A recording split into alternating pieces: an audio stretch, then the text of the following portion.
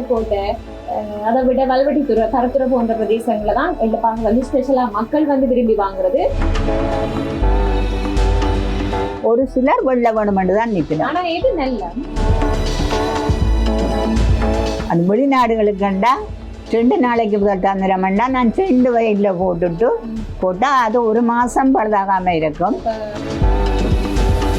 புலம்பெயர் தேசம் வரைக்கும் வியாபிக்கும், எல்லாம் வியாபித்து போகுதம்மா. கையால் இடிக்கிறீங்களே தானம்மா, மெஷின் தானே இடிக்கும். ஓ, ஆனா எது பதம் கூட வரைக்கும்